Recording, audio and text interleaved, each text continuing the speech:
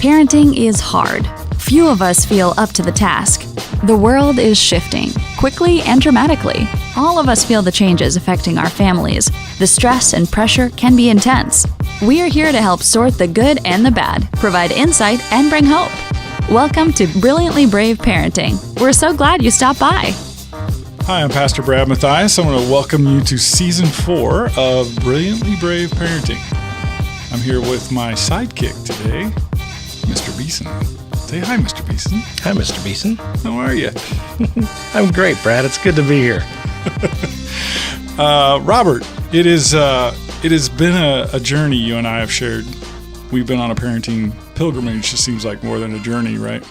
Kind of. Yes, it has. So for those who are not familiar, tell us, what makes you an expert in parenting?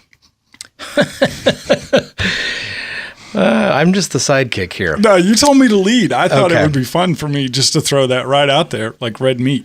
Yeah. I am not an expert in parenting. Take a bite on that. But I'm an expert on my children. Ah, that's a clear distinction, isn't it? It is. And I think people get mixed up with that. Like they think they need to take their kids to the Christian experts, the faith experts in the church, thinking that they are going to be the experts to help disciple their kids. When the truth is there's no one equipped quite like the parent. And so I think being in touch with the fact that you are the expert on your kids, and it's not bad to hear things like this podcast to help you, but you are uniquely put in a position to parent your specific kids. And so that's what makes me a parenting expert. Yes, so I love that, agree with that, totally affirm that in you. One thing I will say, I would guess that you and I would both agree we've never felt brilliant or brave. That's very true. Is that right? That's very true. Yeah. Well, I have a special guest for us today. And she's the brilliant and brave. She is, yes, she's that's the right. one. You got my segue. Awesome. So you cannot imagine the energy that comes from this woman. Now, we're going to hear her, okay? But I've actually been in class with her. She taught some of my seminary classes. Mm-hmm. She's a Vanderbilt grad. She's an amazing pastor. She's a mom. She's an author. She's an online entrepreneur.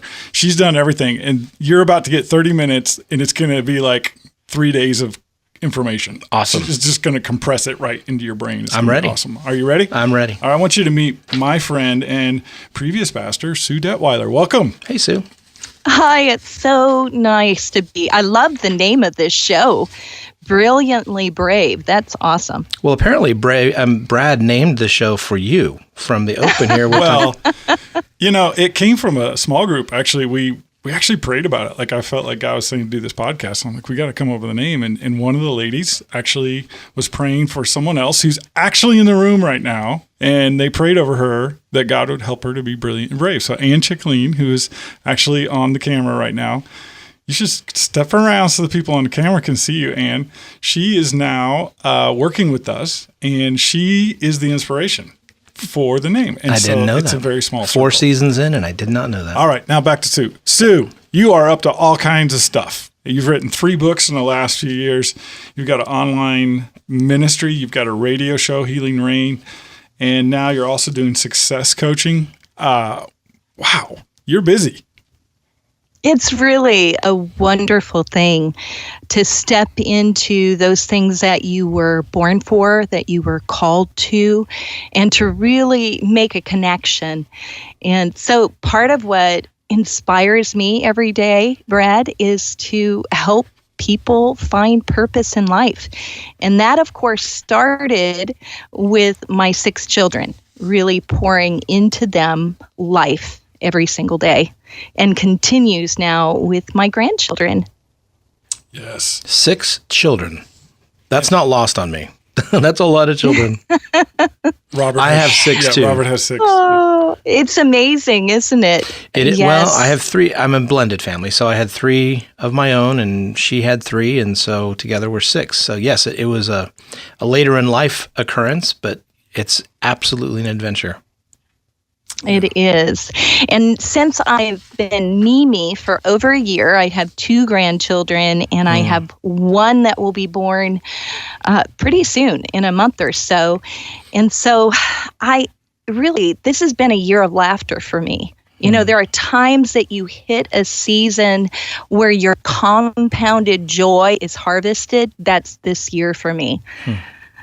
Nice. Well, Sue, as I was talking to you before we started recording, you were sharing with me just a little bit about how God's been leading you. It would be helpful probably for our audience to kind of get an idea of your journey the last few years, kind of where you've been and where you are today and some of the things that you learned. Well, my journey really begins when I was a young mom. And when I was helpless. I mean, that's really where my journey begins. I was a mom to a 5-week-old baby, so tiny baby. I came home one night, I put her into bed, and I went to sleep, and I woke up to hear her screaming in fear. And, you know, if you're a mom, you know how to get to that crib.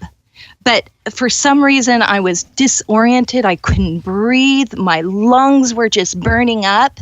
And I was trying to head to her room, but I was disoriented. I got stuck in a closet. I finally went across the room, put a window up, and that's when I realized that my house was on fire and that I was so overcome with smoke inhalation that I couldn't even find my way out. Oh, my gosh. And so I dropped to my knees and I prayed the prayer that everyone that's about ready to die prays. Help. And by the grace of God, my husband got home in time. It got the one fireman, you know, the house next to us had already burned to the ground. An arsonist had set a fire. So even though my husband Wayne had only been gone a half an hour, that house was already burned to the ground. And they didn't know we were home. So my husband and the firemen came in the door, and I was so frantic. And really, as a mom, I wasn't even thinking about myself. My main concern was, and my screams were, get my baby out, you know, get my baby out. And by the miracle power of God, my daughter was rescued, and the fireman came in my room. I don't think he could see me. You know, it's just so thick. And I remember his voice. I don't remember his face. He said, come towards the light. And I went towards the light, and I felt his arms around me, and he rushed me to the emergency room and with my daughter. And of course we were concerned, but both of us survived the fire, and it became a beginning point of my journey. And part of the real hero of the day, in addition to my husband, was my mom. We called her from the hospital and we said, Mom, we're okay. And you could tell I was frantic, but speaking to her, peace on her end of the line just came through. Just so much peace. And the peace that she had was that for an entire month before, she was fasting and praying, and the scripture she was meditating on was Isaiah 43, which part of it says, you will go through the fire and you will not be burned. Wow. And so I knew from that moment that I was saved, that my daughter was saved, and that was really the beginning of motherhood for me. Wow. So I think I must have met you shortly after that, because I remember your new house, and I remember kind of the transition that you guys went through as a family. And I know you've juggled between pastoral ministry and being a mom. I know you've had those different pressures of sort of balancing your schedules and your life and the commitments you have. And I know there are always demands on moms to sort of separate between being a help maker and a provider and also a caregiver. And I know that moms are stressed out trying to figure out how to stay at home and also help provide for their family. And you've been involved with that lately. Tell us a little bit about that. I have been. I truthfully have been involved I have been a working mom my entire life. And even though I was able to stay home with my children, first in pastoral ministry and work from home. So I've been able to stay home with my children the entire time, and now they're all adults. So I have only adult children now. And I found the value of that and would make every job that I took, I made the priority to be at home. And so even when I oversaw an academy and was a principal of an academy as a pastor, my office days were the same days that my children were there right beside me going through the academy that we had founded. So I'm so thankful for that. And one of the things that's happened, Brad, and you have alluded to it, is as I've become a successful author, a best-selling author, and a speaker, what has begun to happen is moms and women have turned to me to help coach them on how to build their own online businesses and presence, how to do what they're called to do. And many times women will have a message that's compelling in their heart, but they don't know how to gain momentum with that message or how to make money with that message. So one of the things I do as a success coach is I help people build their brands and monetize and build their own coaching programs and things like that.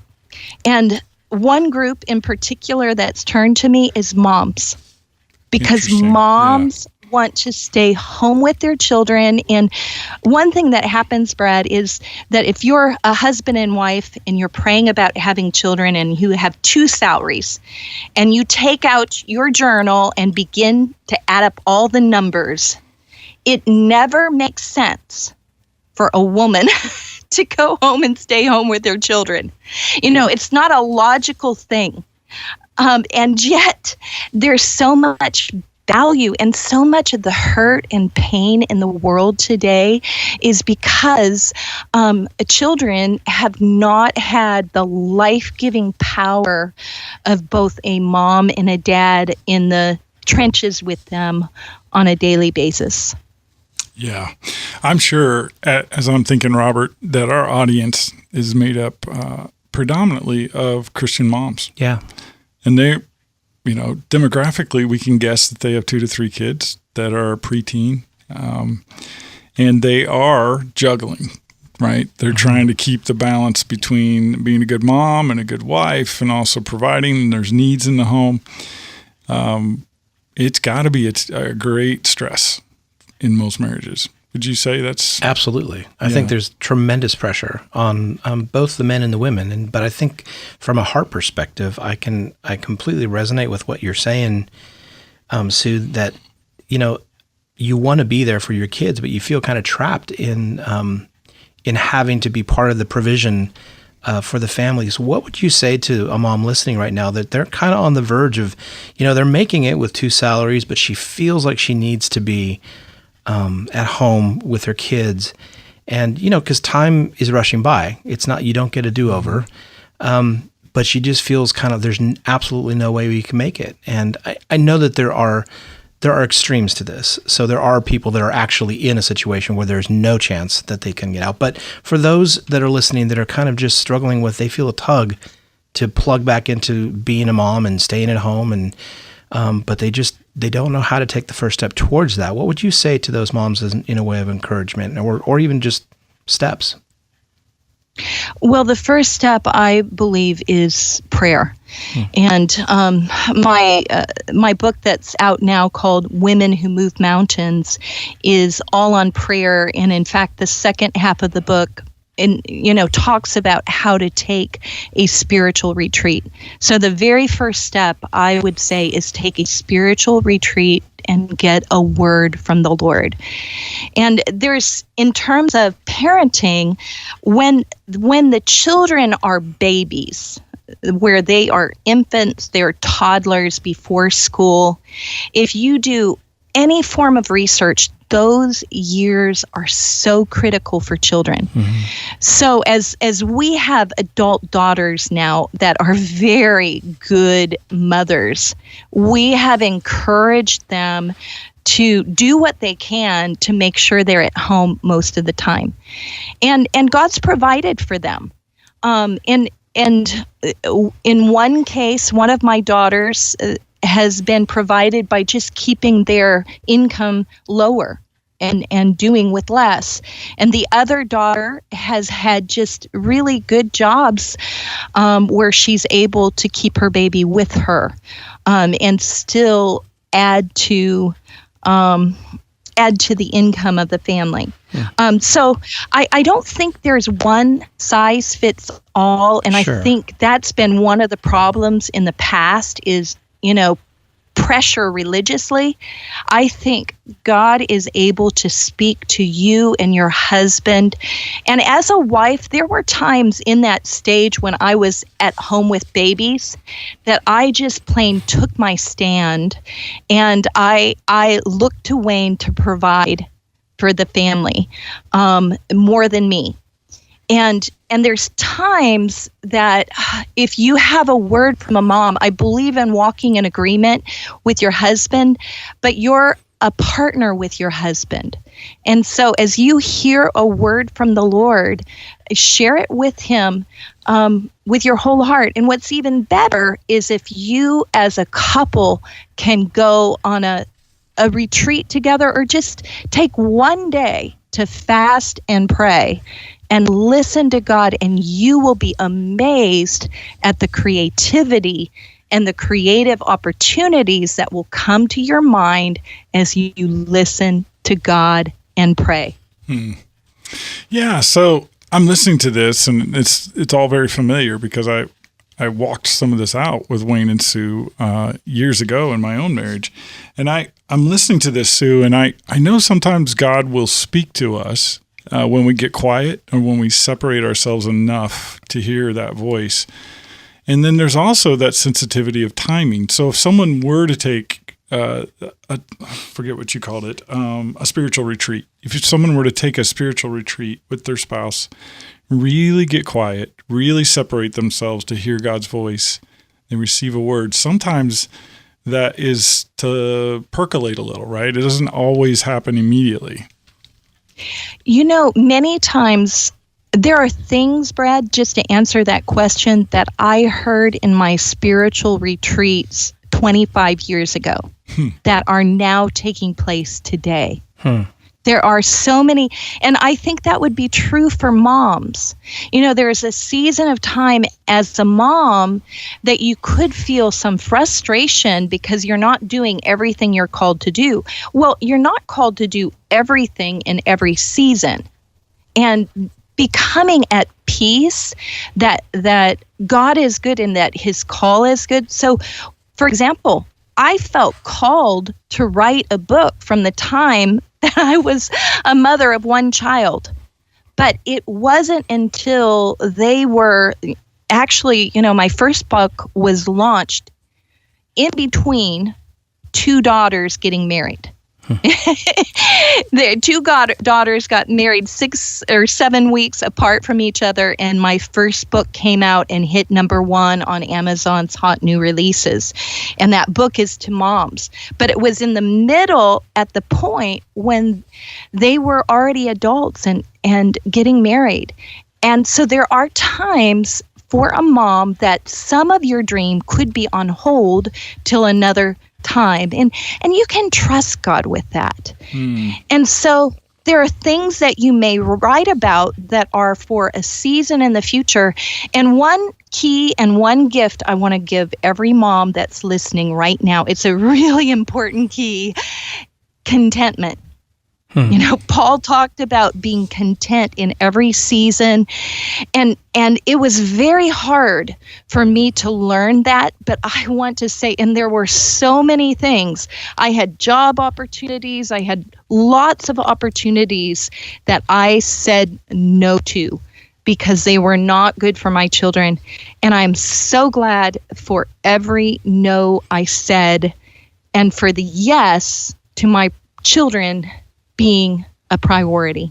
Yeah, you can never really go wrong putting your children as the priority. And I think patience is one of those things that is so important for relationships and to model for our kids, that even though God might have birthed a calling or an idea or a vision or whatever it is, that does not necessarily mean that it happens immediately. I mean, it's something. Well, it's actually the opposite, right? I mean, the biblical model is these things are dormant. You know, you receive this promise and you go to this strange land and you go, okay, God bless me with all these kids. And God's like, no, Abram, we're going to take a little time out. And so much of our character is built in the process of waiting. And I don't want to hear that.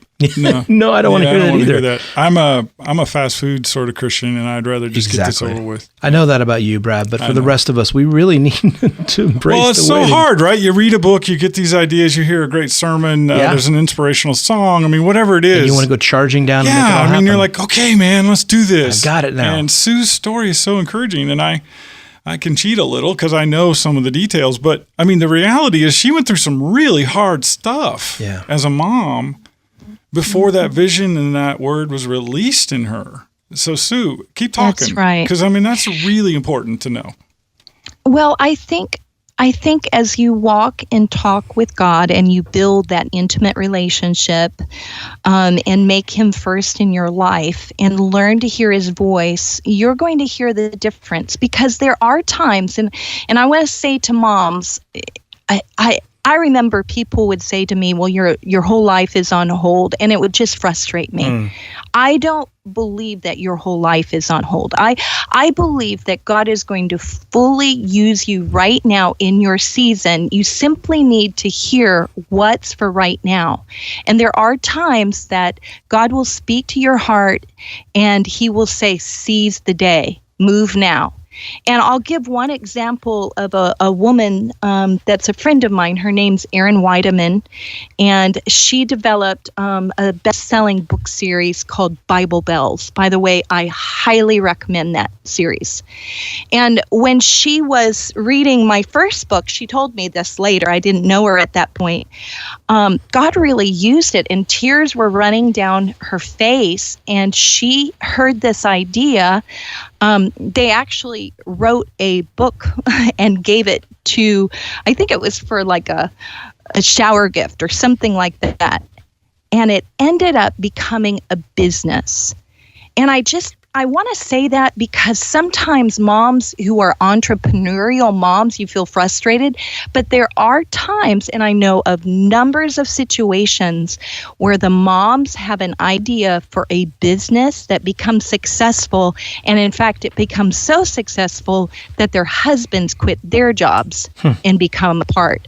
So I just want to say there's not a one size fit all answer.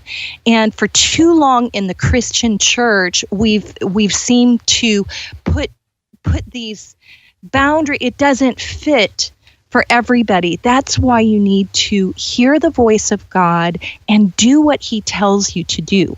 And many times there will be plenty of people in your life that don't support you. If you just, all you need to do is look at scripture and see how Jesus himself was rejected. You know, you don't go for that, but you do need a multitude of good counselors where you're in relationship, hopefully in a local church or in a setting where they really know you and they can help, you know, in your prayer process. If you have people in your life like this that they know you, and having that multitude of counsel and people praying and giving input is fabulous, and it's needed, and you need it. Absolutely, Sue. I love the fact that you have the perspective now of having heard God's voice. You and Wayne have walked through all kinds of resistance to this vision and this purpose. You guys are church planners, and you've been with some bigger churches and smaller churches and everything in between. And so there had to be times in that journey where you were just ready to give up. What brought you through? What kept you going? Yes, there's been numbers of times, different times, when the mountains were so big. And, you can go through things that are very painful and very toxic. And the hard part is you can go through that in the church, or outside of the church. I think for every person, we need to know that God is for us, and so who can stand against us? And when you know that God is for you and you have a listening ear to the God of the universe, I think that's really what got me through. That got me through, when my daughter, and I write about this in my first book, 9 Traits of a Life-Giving Mom, when she was an 18-year-old, and when she went the wrong direction. It wasn't a long period of time, but it was so intense. And I remember sitting on my back porch and having this conversation with God. I'm reading through the book of Job. I'm weeping. I'm trying to figure it out because, Brad knows this. He probably went to some parenting teaching that Wayne and I did. We were the parenting experts. And, this 18-year-old, it was just so painful. And I remember sitting there listening to God and saying, what happened? I thought, Proverbs and training up your child, I thought this wouldn't happen. And that's when he shared this picture with me. In my heart, God said, I'm the perfect father. I put my children in a perfect garden, and they still chose to rebel. It was so helpful to me, that picture. That's a great picture.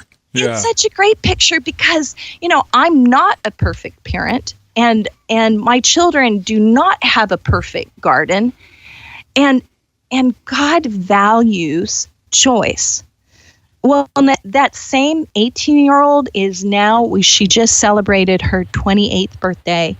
She's living here in Texas. She's the mom of 1 and almost 2. And our relationship is a side-by-side close relationship. And in fact, I'm working from home today. And right before I got on this interview, I rocked my grandchild to bed, put him to sleep in the crib, and here I am talking with you. It's a wonderful thing when you learn that life is good, and when you go through those seasons, those difficult seasons, you learn. And if you're wise, you change and you grow, and you become a better parent. Because none of us are perfect. And in fact, I've said this from the time I was a young mom. Every mom I know wants to be the best mom in the world for her child, but often she feels like the worst. But I so agree with how we began this conversation today that you, and I'm speaking directly to you as a mom, you are the best mom in the world for your child. There's no one more equipped. God will give you all that you need. And in fact, you can become a better mom as you grow and mature, and as you're humble and turn around when you're making a mistake, and you just keep going after God and keep serving your children. That's great. I love that. I love the fact that we landed the plane right where we started, because there's so much truth in that before our kids were even a thought in our minds, God knew exactly what he was doing by putting them in our care. And so we need to be bold and stepping forward and feel confident in that. So thank you so much for that, Sue. Thank you, Sue. It's always an honor and privilege to talk with you, and I'm so grateful that you took the time to share with our audience today. Thank you, and God bless.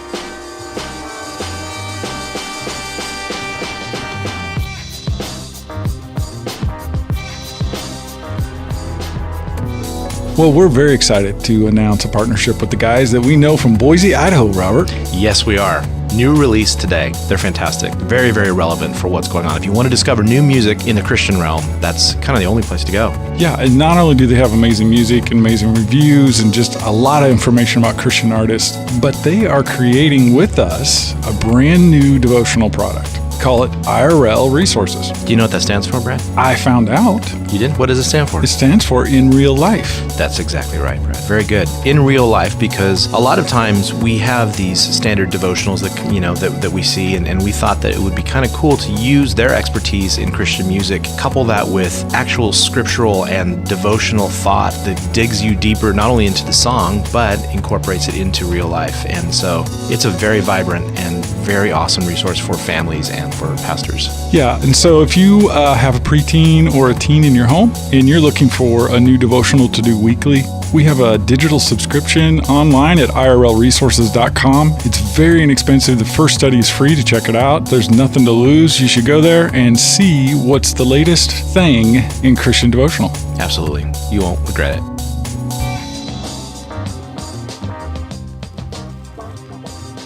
She's awesome. Yeah, I mean, once again, Sue has that sort of enthusiasm, and she's just so encouraging and all the warm. time. Yeah, you feel like you can just sit around and talk forever. Yeah, she's just, and that's how she is. Yeah. And so now that she's got grandkids, and life has sort of moved. I haven't talked to her for a couple of years, so it was really encouraging just to hear how God has really blessed her in her work. She's written 3 books since I saw her last. That's great. That's a lot of work. I know. And, I wrote my book back in 2014, I guess. And so she was calling me in 2015 about how to get a book deal. And now she's written 3 and she's teaching people on how to coaching. Done, yeah. And I did 1 book and that was it. And so here she is just way ahead. And she's that way. I mean, when she really gets her teeth into something, you can tell. Really she'd be prolific. Yeah, she's very, very intense. And she was a Vanderbilt grad. I think she has a master's from Vanderbilt in divinity. I mean, she's a very, very intelligent, educated lady. You can tell. But her heart is the biggest part of her. Mm-hmm. And she loves her kids and she loves Jesus. And she taught us a lot. All those things are so apparent. Well, for those of you who are looking for support, you're looking for encouragement, I couldn't, endorse anyone more heartily than Sue Detweiler. She has her own website, SueDetweiler.com. She's got 3 books on Amazon. She's got a coaching success sort of support business that she's doing for women who are trying to find a way to make a living while a stay-at-home mom. And I think that's a great opportunity. It is. Yeah. It really is. Well, guys, thanks for your patience with us. We've been walking through season 4, and it's been fun, and we've had all kinds of interesting guests, and that's going to continue. And our very next guest next week will be Erica Wiggenhorn, and she has quite a bit to share with us. She is an interesting author. She's a moody author, and really insightful stuff, so I'm looking forward to that. Robert? Yes, sir. Thanks for being an awesome sidekick. It's my honor to be a sidekick to you, Brad. This is a lot of fun. We'll see you here next week. All right. God bless, guys. Be encouraged, parents. You are not alone. In Paul's letter to his son in the faith, Timothy, he writes, "But I am not ashamed, for I know whom I have believed, and I am convinced that he is able to guard until that day what has been entrusted to me." Brilliantly Brave Parenting wants to be an encouragement and support that parents can rely on. Would you consider liking us and sharing us with a friend? As a part of the Tween Gospel Alliance, we are a nonprofit organization dependent on the support of friends like you. Thanks for stopping by. We'll be right here next week.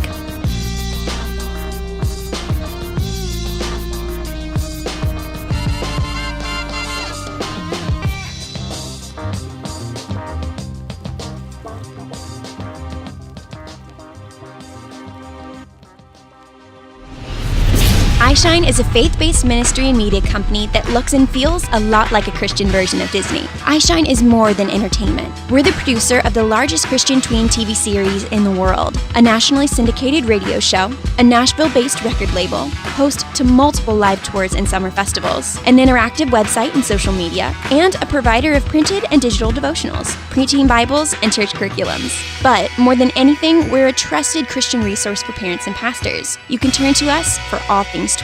Check us out at ishinelive.com. What our kids believe is going to define them for a lifetime. According to George Barna, by the age of 13, what a kid believes is what he'll die believing. For parents and for pastors, that's a frightening experience, especially if you've got an 11 or 12-year-old. At the I Shine Ministries headquarters, this became a huge priority in the last year. We partnered with the Tween Gospel Alliance to bring you a brand new resource known as the Shock and Awe Study Guide. And I'm here with one of the co-founders of this entire program, Robert Beeson. Can you tell us, what is the Shock and Awe Study Guide? It is awesome. More than that? Yeah. Okay. The Shock and Awe Study Guide is a super cool thing that either a parent can do with their kid, or a youth pastor can do with their students, or a children's pastor can do with their students. And here's the cool thing about it. It is apologetics for kids. So it's the really huge evidence and thoughts of apologetics wrapped in a way that is really tangible and simple for kids to understand, answering 4 primary questions. And they are, what if there's a God? What if the Bible is true? What if Jesus is who he said he was? And what if I'm part of that plan? And we believe if you can answer those 4 questions and you are drawn through evidence proving those 4 questions, that really it's gonna establish a pretty unshakable foundation of faith. That sounds very helpful, especially if you're a parent or pastor and you're concerned about the condition of your child's faith, what they believe, what the voices of culture are telling them. If that's you and you're interested, go to ishinelive.com and check out in our web store the Shock and Awe Study Guide. It has a digital cloud video base, so it's 4 studies in a small paperback volume for $9, and it has 4 videos that go with 4 studies. It can be done in a weekend, it can be done over a month, or it can be done bi-monthly, however you need it. It is a fantastic resource that I have used as a pastor in my own home church, and I have been impressed. So check it out. Check it out.